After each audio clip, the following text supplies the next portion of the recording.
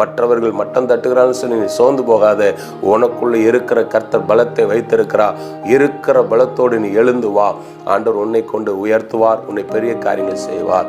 முதலாவது உயர்வுக்கு தடையாக இருக்கிறது சோம்பேறித்தனம். இரண்டாவது உனக்குள் இருக்கிற பலத்தை நீ அறிந்து கொள்ளாதது, அது மிகப்பெரிய உயர்வுக்கு தடையாக இருக்குது. மூன்றாவது உன்னுடைய உயர்வுக்கு தடையாக இருப்பது என்ன சொன்னால், உன்னை குறித்த நோக்கத்தை நீ அறிந்து கொள்ளாமல் இருப்பது ஒரு வாழ்க்கையில மிகப்பெரிய உயர்வுக்கு தடையாக இருந்து கொண்டு இருக்கிறது. ஆண்டவரே, என் மேல் வைத்திருக்கிற திட்டம் என்ன ஆண்டவரே, என் மேல் வைத்திருக்கிற நோக்கம் என்ன ஆண்டவரே என்று சொல்லி நீ அறியாமல் ஓடிக்கொண்டே இருக்கலாம். இந்த உலகத்துல ஒரே ஒரு வாழ்க்கை தம்பி, ஒரே ஒரு வாழ்க்கை தங்கச்சி.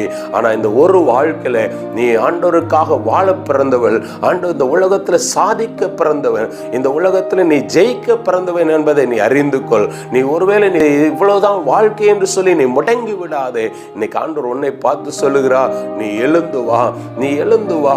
உனக்குள்ள இருக்கிற தரிசனத்தை அறிந்து கொள் மகனே.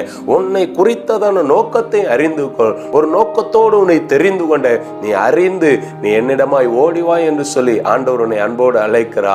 ஒருவேளை அறிந்து கொள்ள முடியாதபடிக்கு எது தடையாக இருக்குதோ அது தடையை நீ எடுத்து போட்டு விட்டு நீ ஆண்டவரை நோக்கி நீ முன் சென்று வா.